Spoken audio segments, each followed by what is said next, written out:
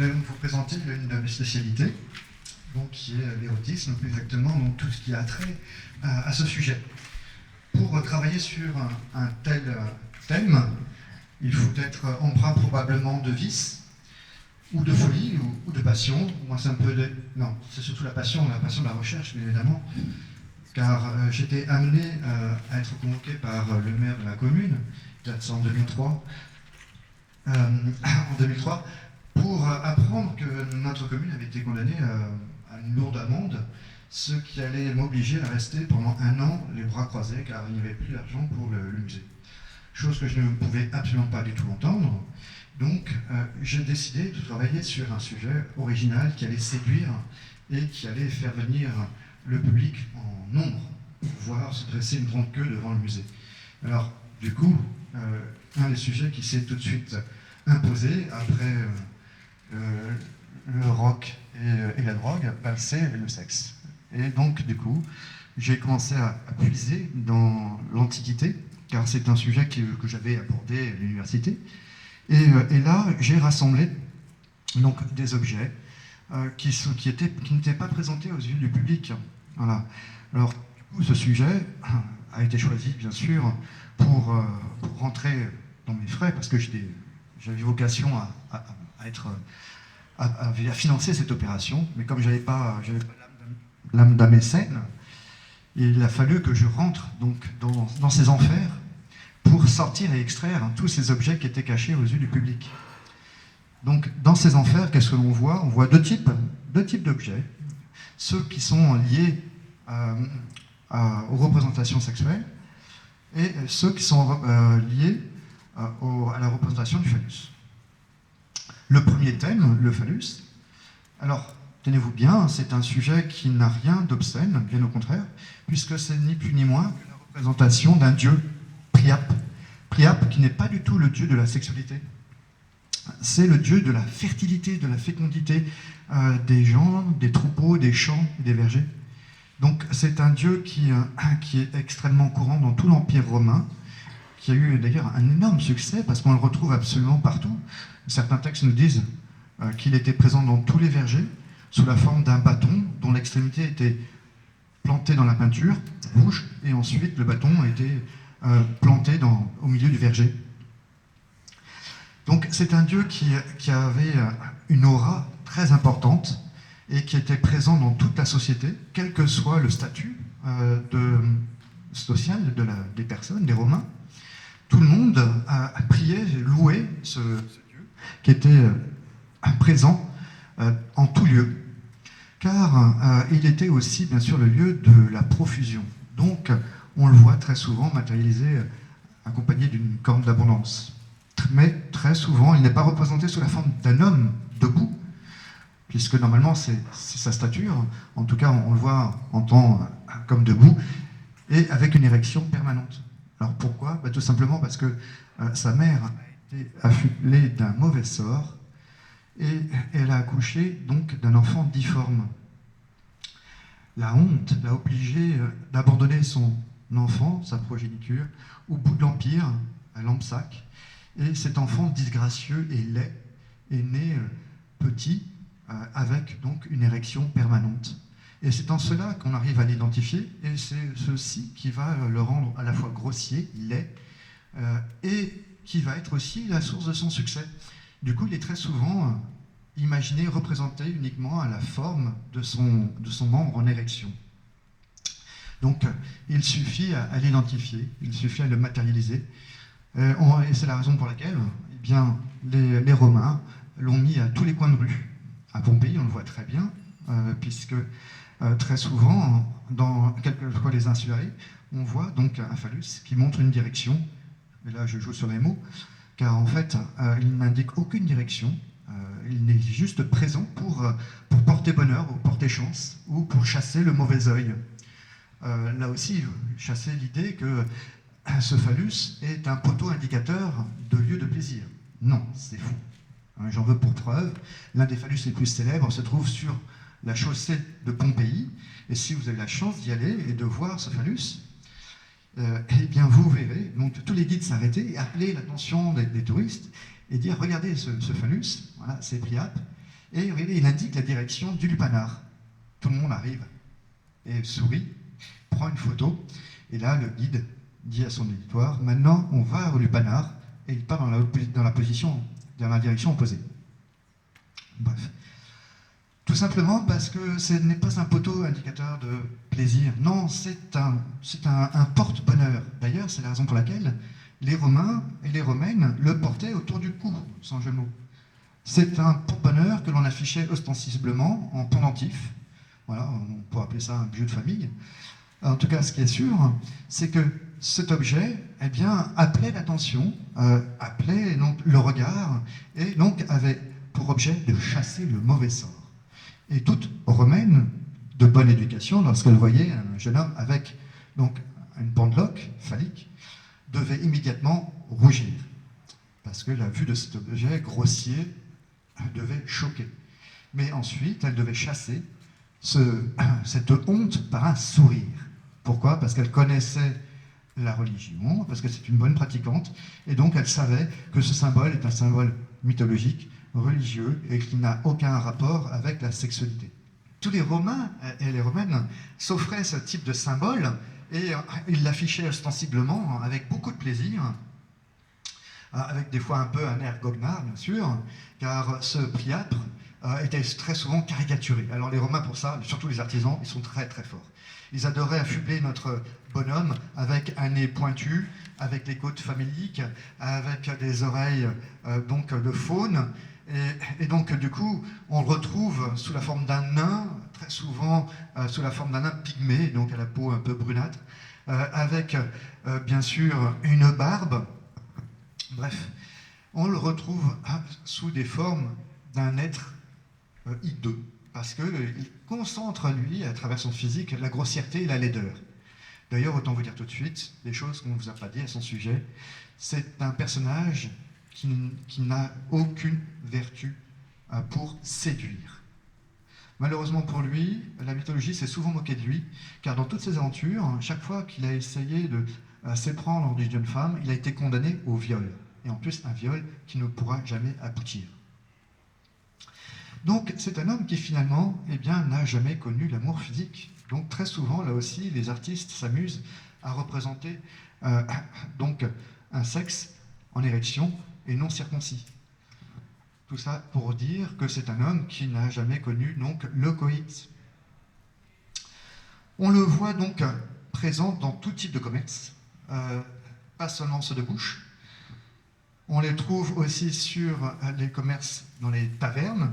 On le trouve dans le panard. J'en parlais tout à l'heure. On le retrouve bien sûr dans tous les commerces liés à la navigation. Car en fait, Priape a aussi une vocation, c'est protéger. Donc on va l'installer aussi à tous les coins de rue, comme je vous l'ai dit, mais aussi sur les ponts. Le pont du Gard, par exemple, un très beau Priape, de 3 phallus exactement. On va le retrouver à tous les endroits où il y a un danger potentiel, un carrefour, un endroit où donc on risque de livrer bataille. Les arènes, oui. Les arènes d'Arles possèdent un Priape, un phallus ailé. Ensuite, on en retrouve aussi aux arènes de Nîmes, et également dans tous les lieux où on a vocation à faire un commerce florissant. Alors, après cette petite présentation, on va toucher au cœur sensible du sujet, celui qui représente les hommes et les femmes. Pour toucher à ces représentations d'hommes et de femmes en coït, il faut savoir que c'est un sujet qui a toujours été maltraité. Dès le XVIIIe siècle, les premiers historiens qui ont découvert ces objets, avec ces scènes, ont immédiatement imaginé que c'était la représentation de la cause de la disparition du monde romain, la décadence romaine. Arrêtez-vous là, la décadence romaine est un mythe, même si elle a donné lieu à de très beaux ouvrages, à de très belles peintures, malheureusement, ce n'est pas une réalité historique. Et ces images, je parle là, antiques, qui représentent ces amours, la plupart du temps, ce sont donc des amours qui sont caricaturales et qui représentent la mythologie.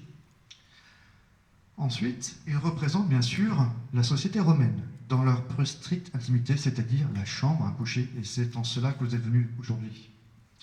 Pour écouter cela, pour écouter donc ce qui se passe. Or, la chambre à coucher, elle réunit un homme et une femme. La femme, c'est la matrone. Comme vous le savez, c'est une femme qui symbolise la pudibonderie, qui symbolise toutes les valeurs morales de la société romaine. Donc c'est une femme qui doit rester un symbole. Voilà. Oui. Oui, alors, oui, dans l'espace public, on la reconnaît beaucoup plus facilement que dans l'intimité, car elle porte la stola. Vous savez tous ce que c'est, la stola, c'est cette longue robe blanche, qui est une robe statutaire, dont le nœud est appelé le nœud d'Hercule, que seul le mari a le droit de défaire, et qui offre donc une protection à la femme lorsqu'elle est dans l'espace public. Grâce à cette robe, on sait qu'on ne doit pas l'importuner, et encore moins, bien sûr, l'aborder ou la draguer, ou la séduire, au risque d'être battue. Et toute femme de mauvaise vie, prise en faute, en train de porter la stola, risque d'en être déchue. Cette robe statutaire est une robe qui la protège. Mais lorsqu'elle est dans l'intimité de sa maison, ce qui la protège, c'est tout simplement son statut de matrone. Et lorsqu'elle est dans l'intimité de sa chambre, il y a un autre artifice qui lui permet de protéger sa pudeur, c'est son soutien-gorge. Ce soutien-gorge, tiens d'ailleurs, là on la voit, là. Donc c'est le fascia. Là donc c'est une très belle mosaïque du IIIe siècle de la Villa Casale en Sicile, qui montre justement des femmes à la baignade, et qui vous rappelle encore une fois que, contrairement aux idées reçues, la pudeur est absolument présente partout, et surtout dans les termes.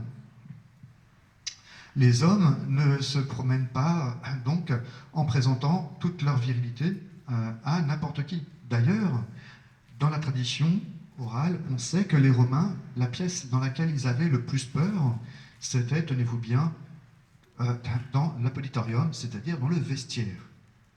Pourquoi ? Tout simplement parce qu'ils allaient se dénuder, offrir donc leur corps sans aucune protection, et là, ils n'étaient plus à l'abri d'être la victime du mauvais œil, jeté par un ennemi, un voisin. Donc, pour se protéger, bien sûr, ils avaient, là encore, l'amulette, et le propriétaire des termes, avait aussi une décoration très souvent spéciale pour rassurer le client, avec soit des représentations phalliques, alors plus ou moins figuratives, soit aussi des peintures, voilà, comme à Pompéi, où là nous avons de très belles fresques qui représentent des couples dans toutes les positions.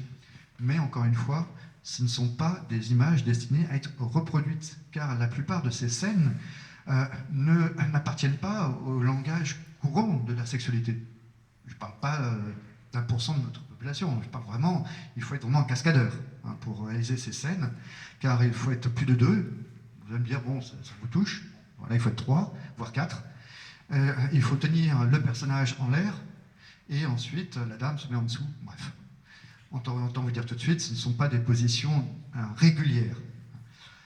Ou alors, il faut demander à avoir la présence, l'aide d'un petit homme, d'un nain, et ce nain, on va lui demander de lui coller des ailes dans le dos, et on met la dame dans la position du poirier, et on doit l'attraper par les hanches, et on demande au nain de pousser derrière du monsieur.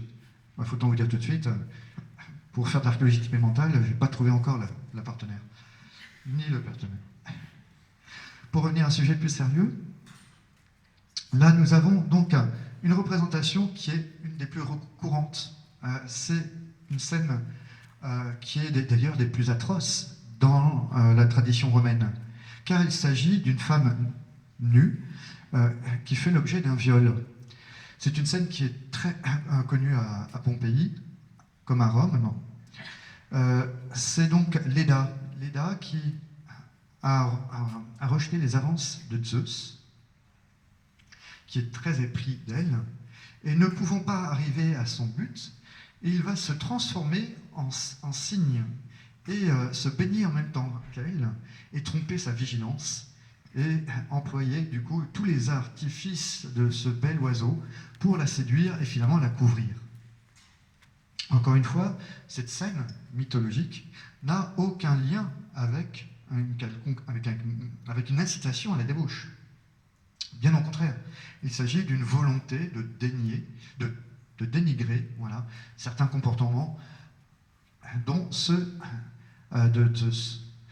tout ça pour vous dire que les tableaux que nous allons découvrir ont très souvent aucun lien avec la sexualité du kidam.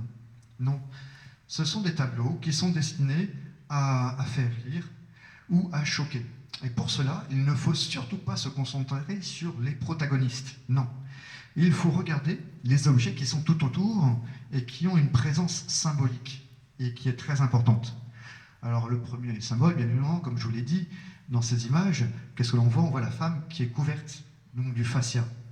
Et en cela indique que nous ne sommes pas face à n'importe quelle dame, nous sommes face à la matrone. Donc on vise tout de suite un symbole. Ensuite, on s'aperçoit que cette matrone est bien stigmatisée parce qu'elle a un chignon, elle a une coiffure élaborée. Enfin, on la voit sur un lit qui est paré d'un matelas, de coussins, de draps, et ensuite, on la voit avec un amant. Et dans la pire des scènes, j'ai mon PowerPoint qui est en panne. Et dans la pire des scènes, voilà. Et regardez cette scène qui est croquignolesque. Dans la pire des scènes, regardez bien. Qu'est-ce que l'on voit? On voit cette matrone en train de chevaucher donc son amant. Or, si l'on regarde bien, son amant, il est encore une fois lui aussi symbolique. Il a la peau mate, il a les cheveux crépus. Autant vous dire tout de suite, il n'appartient pas à l'aristocratie, contrairement à elle. Il s'agit sûrement donc d'un personnel lié au service, d'un esclave qui, détourné de sa fonction primaire, car je vous rappelle, un esclave à l'époque romaine, c'est un objet. C'est un objet qui a vocation à travailler, à servir, comme une table ou une chaise. Or, une chaise ou une table, on ne s'accouple pas avec une table ou une chaise. Pareil pour l'esclave, c'est considéré comme un mauvais traitement, qui est réservé donc aux esclaves les plus bas de l'échelle sociale, ceux qui sont qui sont des captures de guerre ou qui se sont échappés.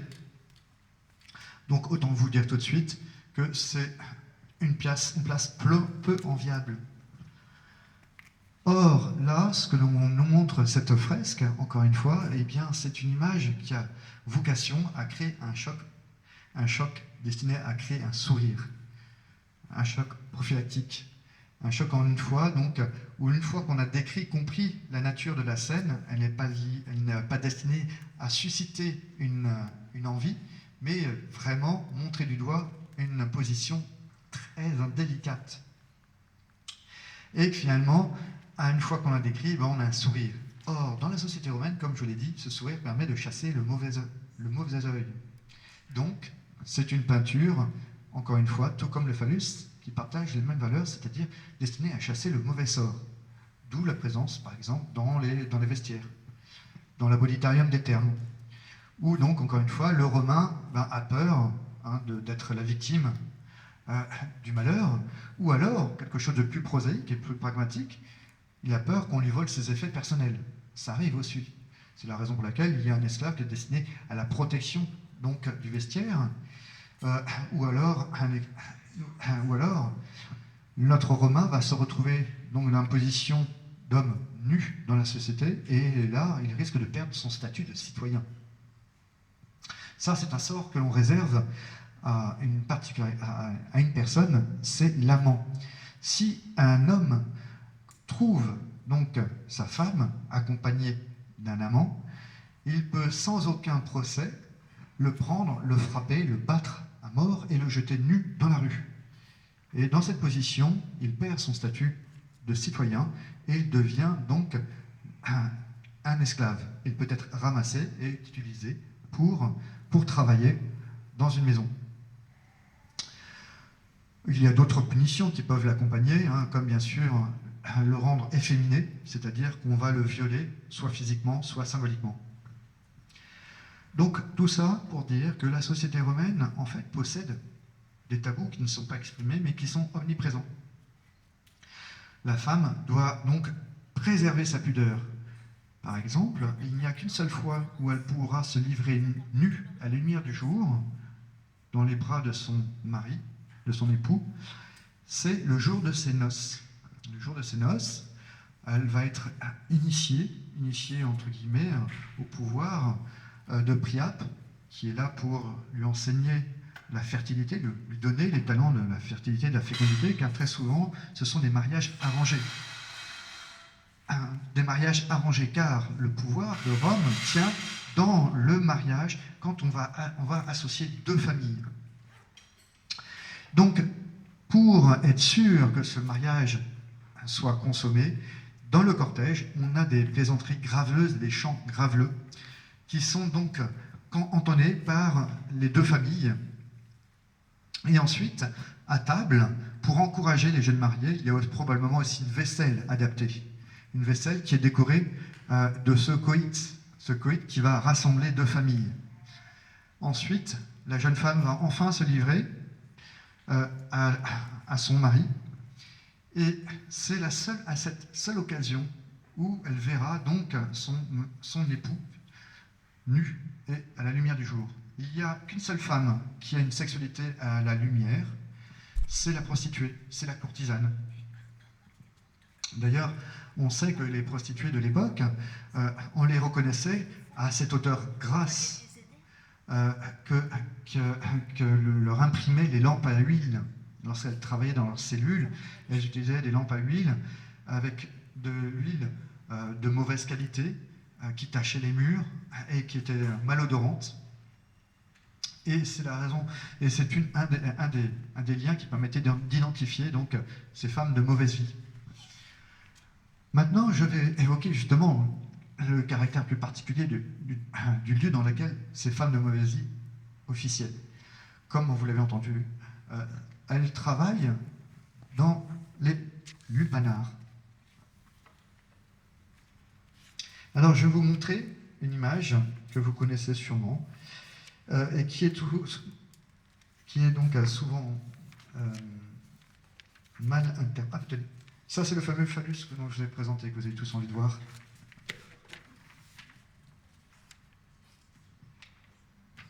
Donc, vous voyez, Pompéi. Ouais, donc, vous voyez ce fameux phallus qui est sur la chaussée, pareil.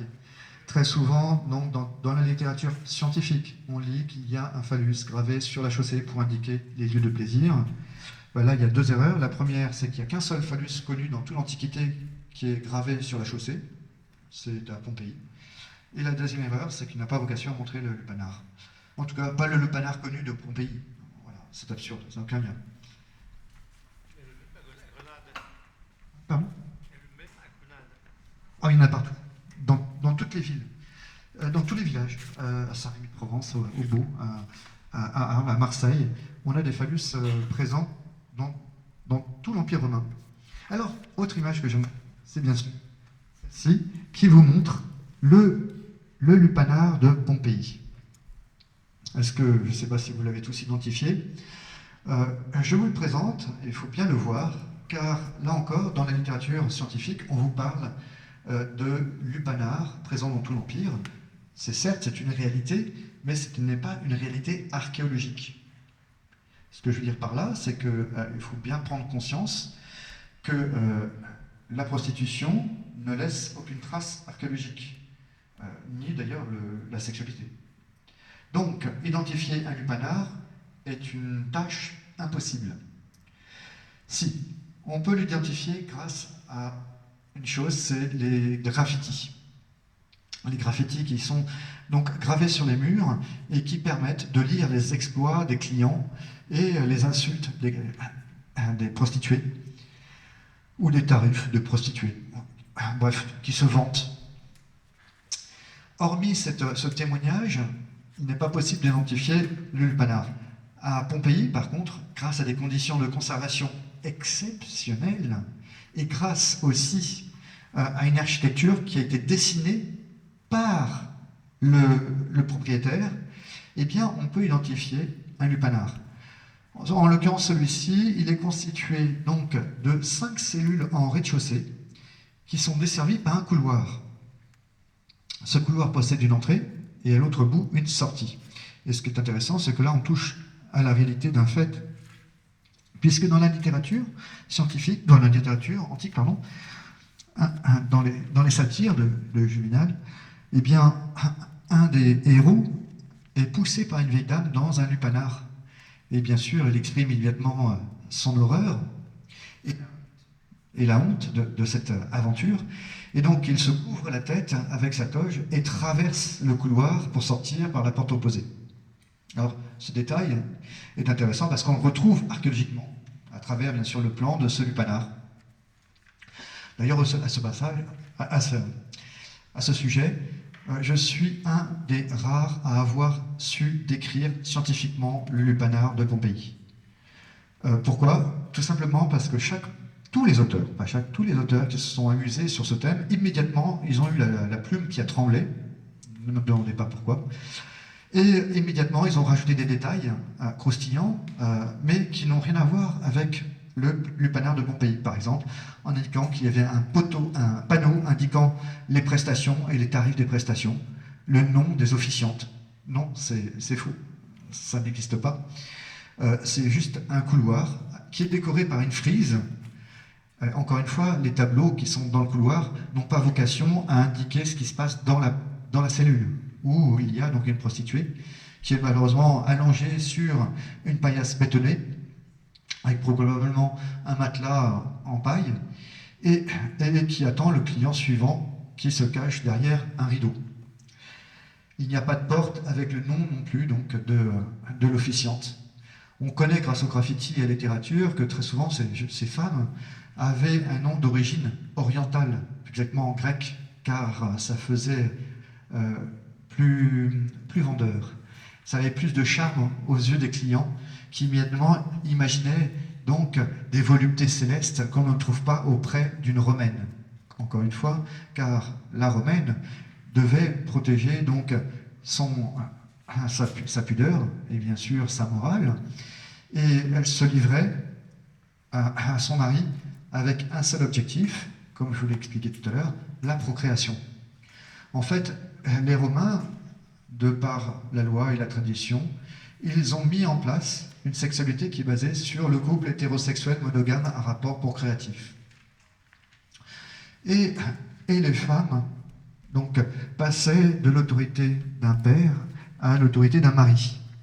Autant vous dire tout de suite, donc une sorte de situation de domination qu'elles arrivaient à bousculer, car elles étaient dans la maison avec un autre statut. Dans la domus, c'est elle qui était la maîtresse, c'est elle qui donc organisait la vie de la maisonnée et qui dirigeait les esclaves et qui était tenue de la bonne morale de la maison.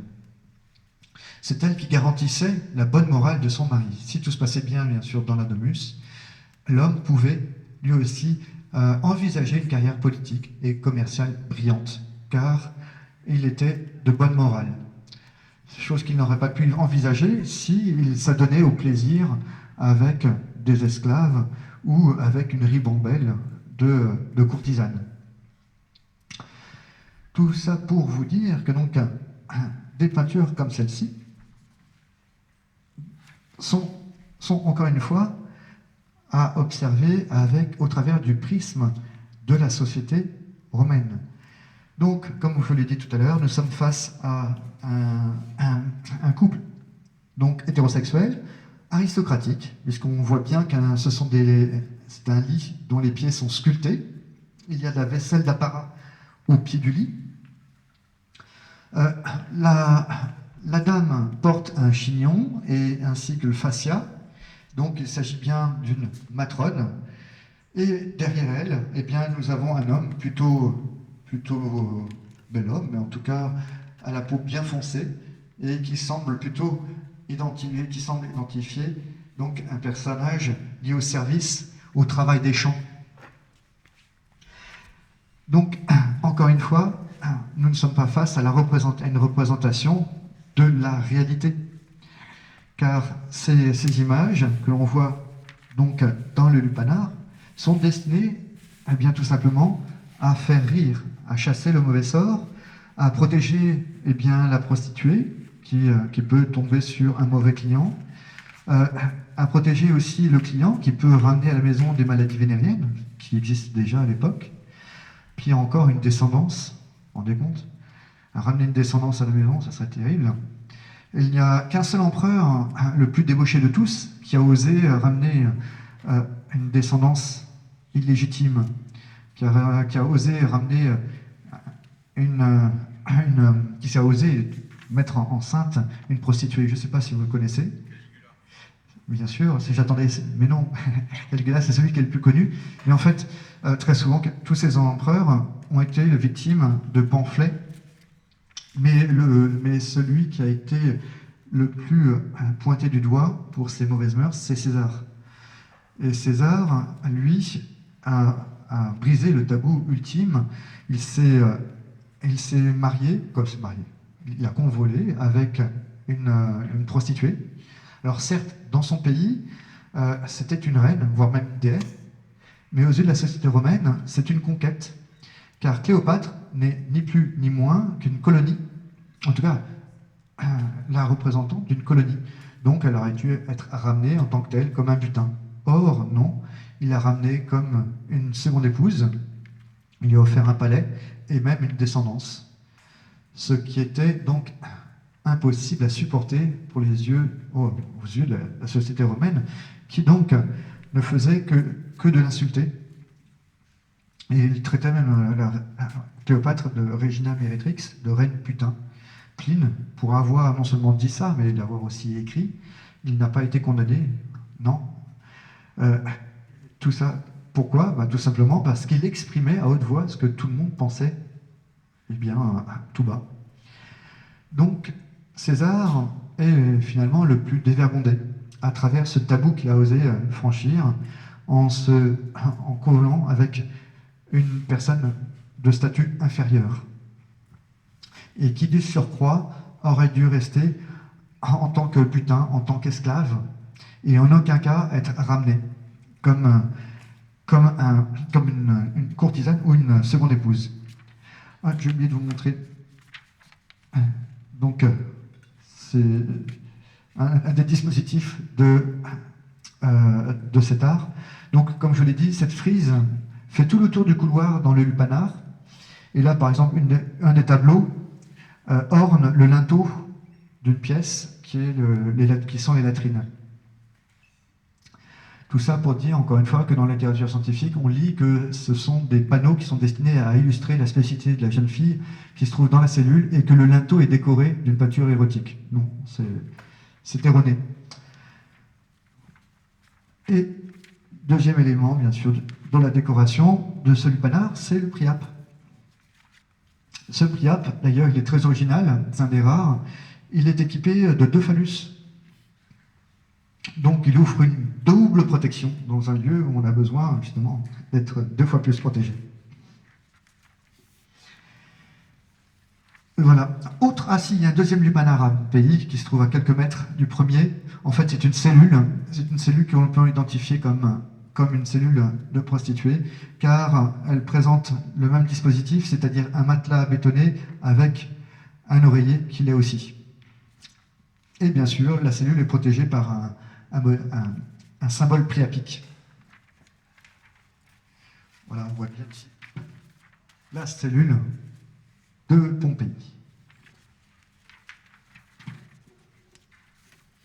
Dans la littérature aussi, on lit que ces femmes étaient payées avec des monnaies particulières qui sont donc des spintriennes. Ce sont des monnaies en bronze avec à l'avers une scène de coït et au revers un numéro.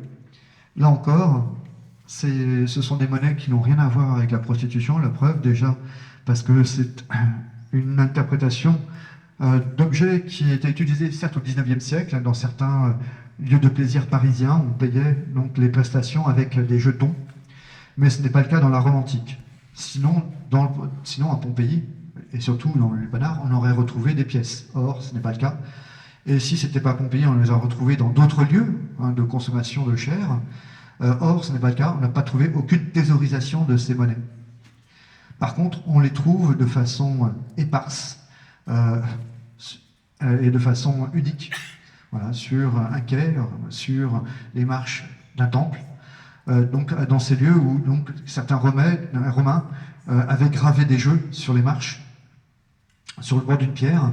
Et donc, ces monnaies ont les mêmes dimensions que les jetons en os que l'on retrouve à la même période. Donc, ce sont plus souvent des jetons de jeu, voilà, et non pas des jetons destinés à rétribuer une professionnelle. Alors, bien sûr, comme vous avez vu, les Romains ont droit, les Romains mâles ont accès en tout cas à la prostitution, car le plaisir est chaste à partir du moment où il est non fécondant. Pour cela, il existe des courtisanes et des prostituées, mais leur recours est quand même assez encadré. J'en ai pour preuve Caton qui, un jour, surprend un de ses élèves sortir du lupanar, et celui-ci baisse les yeux et rougit. Caton le surprend et le ramène à la raison et lui dit « Tu n'as pas à rougir, c'est bien mieux que tu sortes d'un tel lieu que tu ailles voler la vertu d'une jeune fille ou que tu ailles séduire une femme mariée. » Engaillardi par ses compliments, son étudiant retourne à Lupanar et en sortant le lendemain, il tombe de nouveau sur Caton. Là, son discours est tout autre. Et il lui dit « Je t'ai dit que tu pouvais y aller, en aucun cas je t'ai dit que tu pouvais y vivre. » Qu'est-ce qu'il lui apprenait? Tout simplement, il lui apprenait que donc il appartient à la caste aristocratique et donc il se doit d'avoir un comportement exemplaire. Ce comportement exemplaire peut souffrir de quelques incarcades à partir du moment où ce n'est pas un plaisir régulier. Sinon, cela devient un défaut et une marque de faiblesse. Et là, en cela, ce n'est pas possible. Donc, nos Romains, bien sûr, avaient aussi des mœurs un peu dissolues, mais ça devait rester de l'ordre du secret. À partir du moment où la chose est publique, là, on devient pointé du doigt, quelle que soit la sexualité abordée, bien évidemment. Puisque si on doit parler de sexualité, on doit parler d'homosexualité, dans la Rome antique, elle n'existe pas. Pourquoi? Tout simplement parce que ce n'est pas tolérable, ou si c'est toléré, c'est uniquement donc infliger une punition à un autre homme, ou alors un pouvoir de soumission à un autre homme. Maintenant, ces Romains, bien sûr, s'ils ont des penchants qui ne sont pas liés à la reproduction et liés au plaisir, eh bien cela doit rester de l'ordre du privé. Si cela devient donc public, là, ils risquent de perdre leur place au Sénat, par exemple, puisqu'un banquetteur qui vient la laine chargée d'alcool, qui vient avec sa toge débraillée, eh bien, encore une fois, va être insulté. Et par l'ordre des mots, on va lui priver le pouvoir de s'exprimer en montrant qu'il a des mœurs dissolues et qu'en aucun cas il peut se présenter en tant que père de la famille. Et en aucun cas il peut être porteur de pouvoir. Donc, tout ça pour vous dire que ces scénettes que l'on trouve un peu partout dans l'Empire romain, comme par exemple, encore une fois, c'est un tableau qui a été trouvé à Pompéi, et bien là on voit donc des scènes qui ne sont pas destinées à stimuler un désir, mais encore une fois, à faire rire. En l'occurrence, là par exemple, ce sont des personnages de petite taille, des nains, qui sont très souvent représentés en train de copuler. Pourquoi? Parce que les nains sont tout d'abord des personnes qui n'ont aucune instruction. Très souvent, ils sont confondus avec les pygmées, avec ces esclaves qui sont issus des confins de l'Empire, qui n'ont aucune instruction et qui sont considérés comme ayant une sexualité bestiale. C'est-à-dire dont le plaisir est décuplé et qui n'a aucune vocation à donner une descendance. Et donc, du coup, ils incarnent la laideur, ils incarnent la grossièreté. Et ces petits personnages sont très souvent donc utilisés, détournés pour aussi caricaturer Priape. Priape, qui est donc ce dieu que tous les artistes, les artisans aiment, usent d'artifice pour le représenter, pour faire lire toute la société romaine dans tous les coins de l'Empire. En attendant, les Romains, donc, s'il y a une grande tolérance vis-à-vis donc, de cette prostitution, encore une fois, c'est dans l'idée et dans l'espoir de conserver et de garder l'union d'une famille, pour éviter les divorces. Donc en fait, finalement, cette prostitution est considérée comme une soupape de sécurité, voilà, comme un vice qui est tolérable pour éviter donc d'épanchement vers d'autres femmes et qui seraient à ce moment-là guidées vers une recherche d'amour. Encore une fois, l'amour est très mal perçu dans Rome. L'Art d'aimer est un ouvrage qui a défié Octave, tout simplement parce que c'est un ouvrage qui va donner des conseils aux jeunes hommes pour savoir séduire. Donc il faut savoir se parer, il faut savoir parler, il faut savoir aller dans les bons endroits, c'est-à-dire dans les lieux où on va trouver de belles jeunes filles, c'est-à-dire au théâtre, dans les arènes, de préférence au premier rang. Bref, toutes ces indications qui sont destinées à donner, encore une fois, non pas des conseils, mais à pervertir la jeunesse. Et c'est en cela que l'auteur a été condamné. Et que Octave Auguste a bien sûr confirmé cette condamnation et il a exilé à vie. Il a exilé non pas pour les conseils qu'il donnait dans le 7e chapitre, qui était beaucoup plus cru et qui était destiné donc à partager le plaisir, mais bien pour cette forme de débauche qu'il partageait et qu'il voulait partager avec la jeunesse. Tout ça pour dire que donc les Romains, pendant très longtemps, ont été victimes donc, de ces images. Or, encore une fois, ces images doivent être lues à bon escient. Là, en l'occurrence, il s'agit donc de dos de miroir qui devaient appartenir à des courtisanes.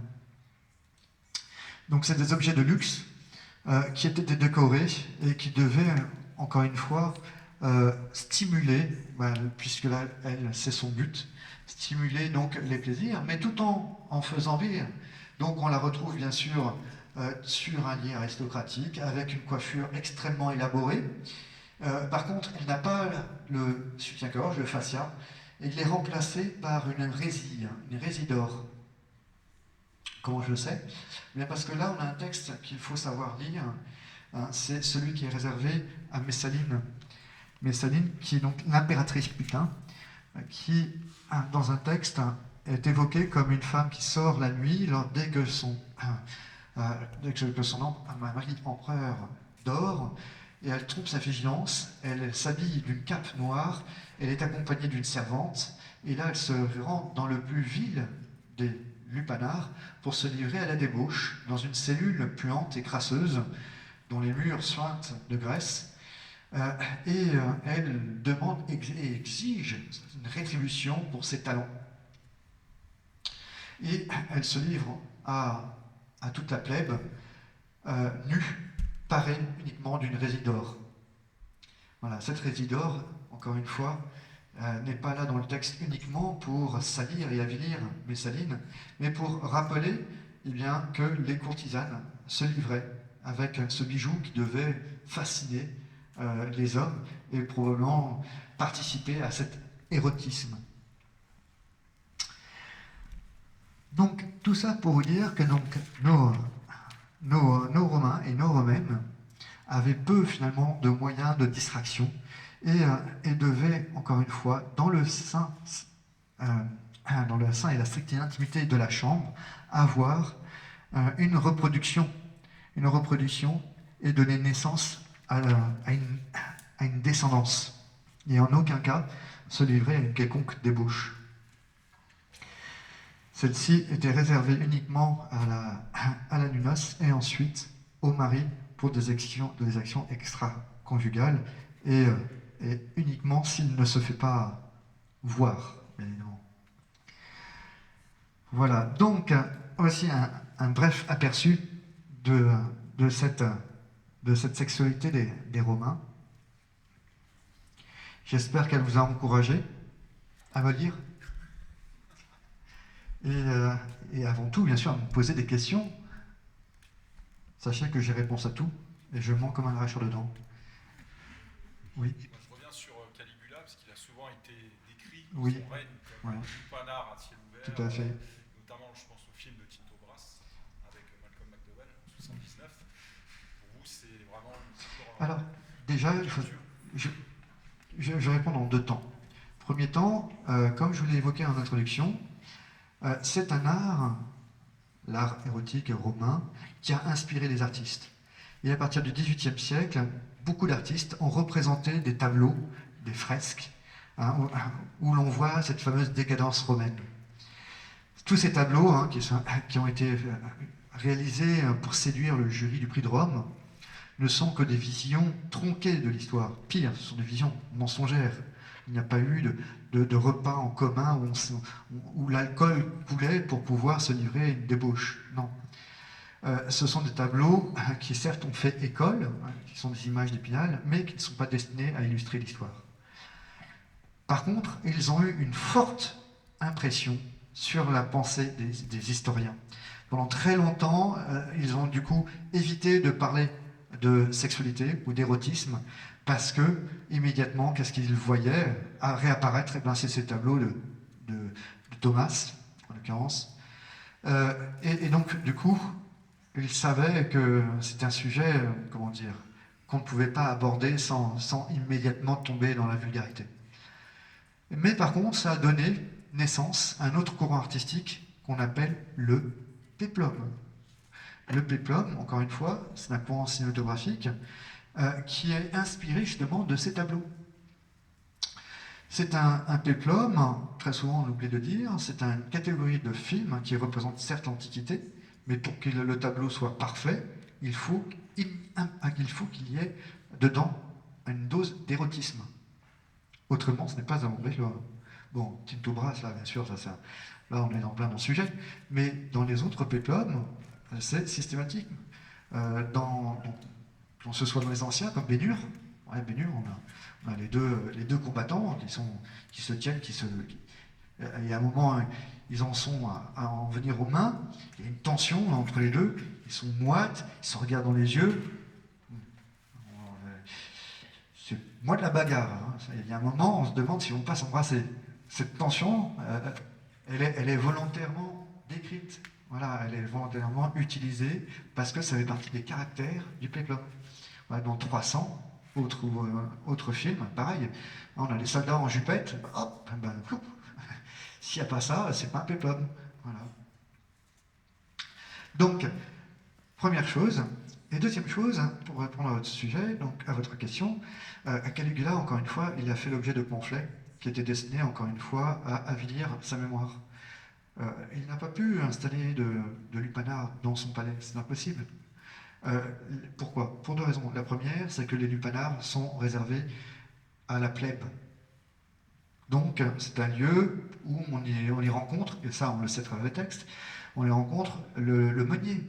Donc, ces ouvriers, ces esclaves qui dépensent leur solde dans les bras de ces femmes de petite vertu, qu'on identifie parce qu'elles sentent mauvais, et en plus, elles sont couvertes de farine. Parce que le meunier, bon, quoi qu'il en soit. Autre chose, ce sont des ouvrages qui sont destinés à rappeler que l'empereur qui succède est bien meilleur et de meilleure morale. Donc du coup, pour augmenter ses qualités, eh bien, il faut descendre celle qui l'a précédé. Autre chose, le lupanar eh bien, est dirigé par un léno. Le léno, c'est donc un souteneur. Or, dans la société romaine, en dessous de l'esclave, celui qui a la position la plus infamante, c'est le léno. Généralement, le léno, c'est un affranchi qu'on montre du doigt et que la société romaine insulte. D'ailleurs, très souvent, dans les farces, on utilise le léno comme bouc émissaire. Car, encore une fois, c'est un homme qui exploite d'autres personnes. Et ça, aux yeux de la société romaine, ce n'est pas acceptable. Donc, en aucun cas, un Romain ne peut avoir affaire avec la prostitution ou à faire une profession liée à l'exploitation de la sexualité. Ce n'est pas possible. En aucun cas, et ça a été écrit dans la littérature scientifique, dans certaines villas romaines, le patron pouvait arrondir ses fins de mois avec une petite pièce où l'on livrait ses esclaves à la prostitution. Ce n'est pas possible. Cela voudrait dire qu'il est un léno. Ce n'est pas concevable. Non. Encore une fois, c'est une mauvaise lecture où des historiens se sont approchés de cette architecture et ils ont trouvé ces images et donc de là ils ont identifié, puisque c'est des images de sexualité, il y a forcément de la sexualité dedans, donc la sexualité interdite, donc prostitution. Non, malheureusement ça ne fonctionne pas comme ça dans la société romaine. Les quartiers où les prostituées pouvaient se livrer à leur profession étaient, encore une fois, circonscrits. À Rome, c'était Suburre, c'était le parcours donc extra-urbain. Les prostituées devaient se dénoncer auprès des édiles, pour payer de taxes après, bien sûr, mais surtout pour ne pas être confondues avec une citoyenne. Les prostituées, à défaut d'uniforme, n'avaient pas le droit de porter de stola, et généralement, elles portaient une tunique courte de couleur. Enfin, elles n'étaient pas non plus présentes sous une lampe, encore moins une lampe rouge. Non, c'est encore une fois une erreur. Certes, certaines officiaient de façon assez volubile, certaines se prostituaient par exemple dans les cimetières. Pourquoi ? Tout simplement pour échapper à l'impôt ou pour échapper à l'enregistrement donc sur les registres, parce qu'elles faisaient ça occasionnellement. Ensuite, il y avait celles qui se baladaient donc dans les amphithéâtres. Ensuite, il y avait celles qui se promenaient et qui volaient dans les rues. Donc, en fonction de certaines dénominations, on sait comment certaines femmes pouvaient travailler, comment elles pouvaient officier. Quoi qu'il en soit, ce n'était pas du tout un métier qui était valorisant et qui était valorisé. Donc, en aucun cas, un empereur pouvait se prévaloir d'avoir un lupanar ou des prostituées à son service. Puis des maladies vénériennes.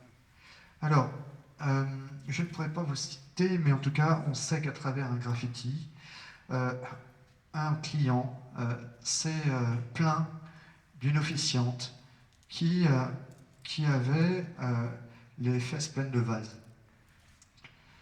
Ensuite, on sait qu'un homme avait le sexe qui lui démangeait parce qu'il est allé voir des prostituées. Donc, ces indices nous permettent de savoir qu'on est face aux premières maladies vénériennes et les premiers cas de syphilis, je ne sais plus, mais apparaissent à l'Antiquité tardive. Il n'avait pas de protection. Si, Priap.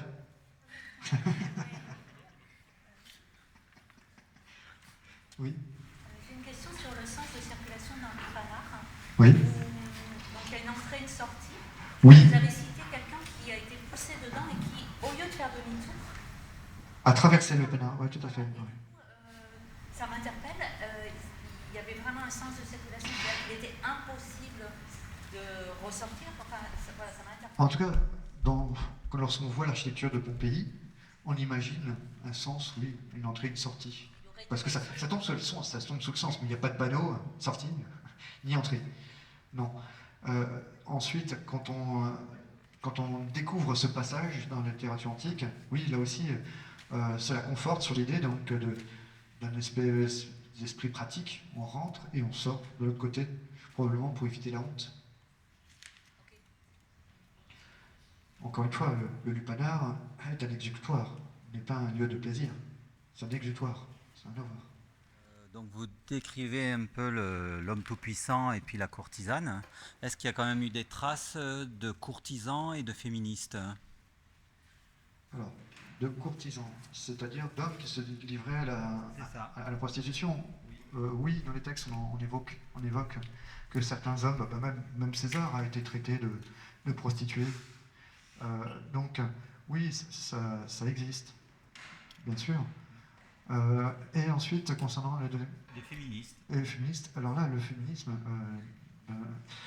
non, ça n'existe pas, puisque la femme n'a qu'un seul statut, elle passe sous l'autorité d'un père, celui d'un mari. Voilà, et ensuite, après, dans la rue, bien sûr, elle a un respect qui lui doit, et que toute la société lui doit.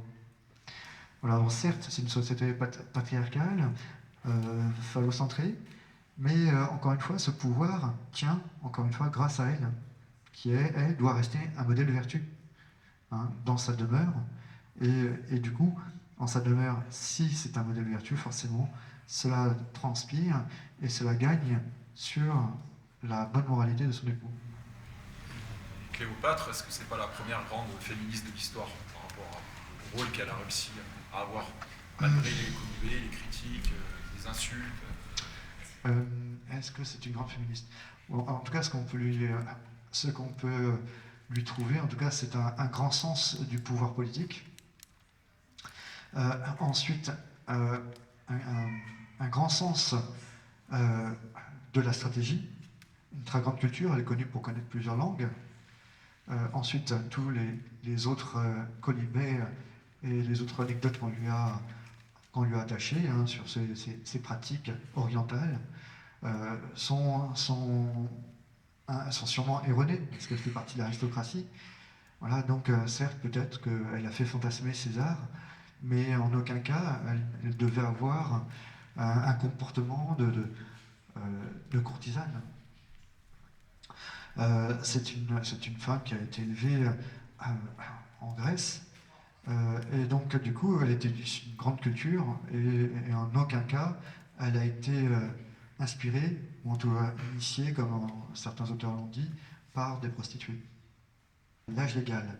Oui. Alors, il faut savoir qu'on mariait les filles très tôt, dès l'âge de 12 ans, pour garantir justement la virginité. Cette virginité permettait de garantir la lignée spermatique et donc du coup garantir la descendance. Les jeunes hommes, par contre, se mariaient plus tardivement, pour qu'ils aient le temps de s'aguerrir au comportement de la guerre ou des affaires, et aussi de la sexualité. Donc eux, généralement, se mariaient beaucoup plus tardivement. Je ne pourrais pas vous donner d'âge, il n'y a pas d'études sociologiques de l'époque, ni de photos. On n'a que des images. Mais en tout cas, oui, les jeunes filles étaient donc mariées très tôt. Oui. Sur la question de l'homosexualité, il n'y avait pas des pouvoirs délicats? Oui, alors, oui, effectivement, je n'en ai pas évoqué pour deux raisons. La première, c'est que donc très souvent, lorsqu'on parle de ces jeunes enfants qui étaient liés à la prostitution, on évoque la culture grecque. Donc la culture grecque qui avait effectivement une certaine tendance à instruire les jeunes hommes à la sexualité, et en ayant une sorte de professeur qui enseignait aussi bien la théorie que la pratique.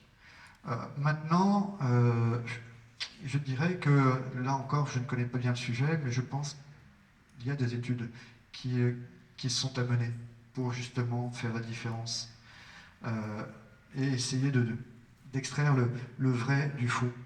Car le mythe des Sabines, hein, c'est encore une fois c'est un exemple, parmi tant d'autres, où l'on montre que la société grecque défendait eux aussi un couple hétérosexuel monogame à rapport procréatif, avec une épouse qui devait rester à la maison à filer la laine.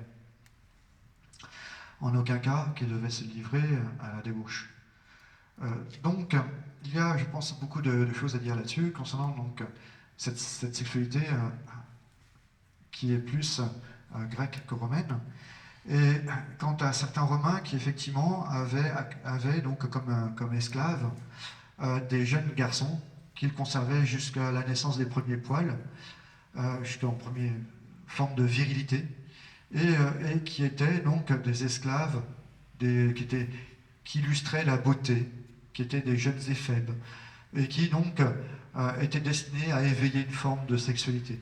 Mais encore une fois, il faut mettre entre guillemets certains textes, je pense. Ce n'est pas forcément des textes qui ont vocation à célébrer tous les aspects de la société romaine. C'est sûrement des poètes, parce qu'il y a beaucoup de poètes libidineux qui, eux, donc, n'ont aucune forme de tabou et se livrent à toute forme de sexualité, sans aucun complexe. Et surtout, sont fiers de les partager en les écrivant. En ayant des gitons, en ayant donc des esclaves à leur merci. Donc, je pense que c'est une très bonne question, mais qui mérite d'autres études avant de se lancer sur des conclusions précises. Eh bien, je vous invite donc à me lire ou à lire les ouvrages de Virginie Firaud ou de Thierry Eloi, car on n'est pas nombreux à avoir travaillé sur le sujet, à défendre la même position. Donc, position que j'appelle la position de la Stola, c'est-à-dire celle d'une société prude qui a mis en place, donc, que ce soit du point de vue politique ou des traditions, donc le culte de la famille et de la pudicité, et l'instauration de ce couple hétérosexuel monogame à rapport procréatif, qui a été réutilisé par une secte de l'époque et qui en a fait son mot d'ordre. À la seule différence près, c'est que cette secte a enlevé l'hypocrisie de la société romaine en interdisant tout rapport extra-conjugaux. Vous connaissez cette secte? Ouais. Hein, les chrétiens, merci. Merci beaucoup à Cyril Guillat, au conservatoire du musée